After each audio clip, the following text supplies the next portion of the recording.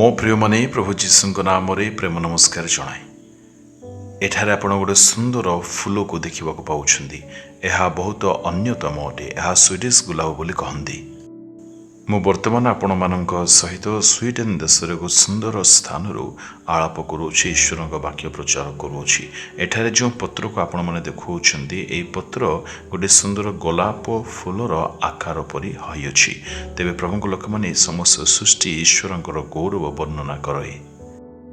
यही फूल बा पत्र यह समस्त ऋतुरे बा समस्त स्थान रे बढ़ी पारे। यही पत्र बा फूलर विशेषता अटे। प्रभु लोक मैंने ताहा ग्रीष्म हो कि वर्षा हो कि शीत हो, जेकोसी ऋतु जेकोसी समय जेकोसी स्थान होना कहीं समुद्र कूलर से पानी को नहीं पुणी निज निमंते से शोषण करें, तो द्वारा से बढ़ी थाए। आम मान प्रभु जीशु ख्रीष्ट सारणर फूल अटंती। तेबे आम मान फूल परी अति उत्तम मनोरम हवा आवश्यक अटे। तेबे यही फूलर समस्त गुण को आम मान जीवन में आम अपनाऊ। आमे माने मध्य अन्य मान जीवन में शांति आनंद खुशी को देवा दरकार। प्रभु प्रिय लोक माने आम माने ए समस्त सृष्टि ठारू किछि ना किछि शिखिबार विषय रही थाए। एणु आमे माने शिखिबार इच्छा को सर्वदा जारी रखा। तेज आसतु आज आम मान वाक्य कौन रही आसतु पढ़ा। याकूब 5 अध्यायर 16 पद पढ़ा।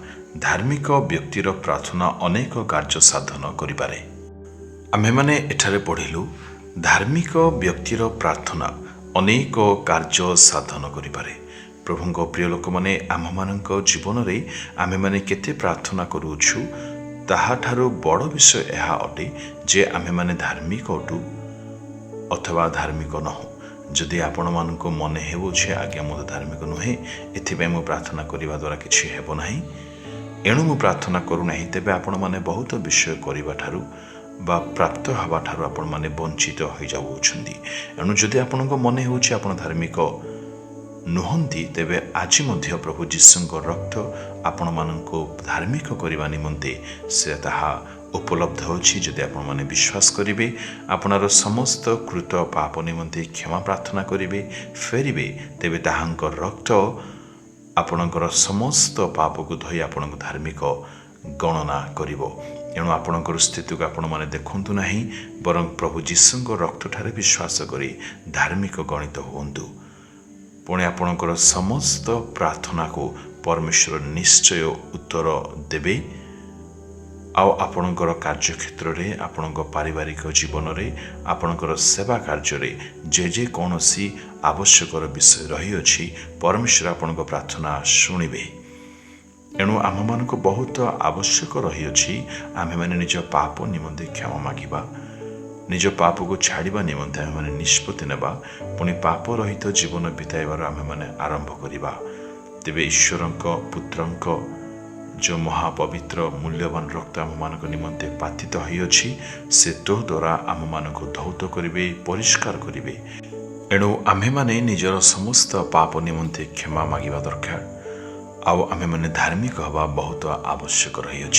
पुणी धार्मिक आमे माने देखाई हवा निमंते न हेउ कि कर्तव्य निमंते आमे माने प्रार्थना न करू, बरं आम मानक प्रार्थना जे अनेकंक जीवन में महान आशीर्वाद को आनी दे पारिबो, एथिपय आमे माने प्रार्थना करिबा दरकार। पुणी परमेश्वर आम मान प्रार्थना शुणिबे, एहा मध्ये आमे माने विश्वास करिबा आवश्यक अटे।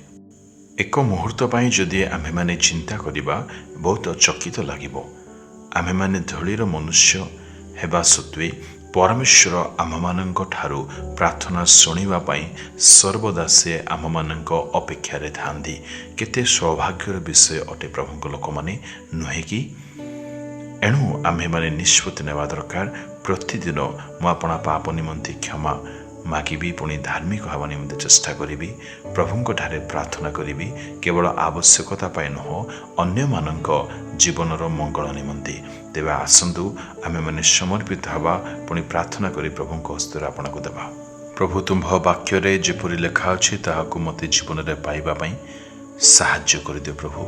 जेपरि तुम वाक्य को मो अनुभव करी बुझी पारि, पुणी ताहाको जीवन रे पाई पारि।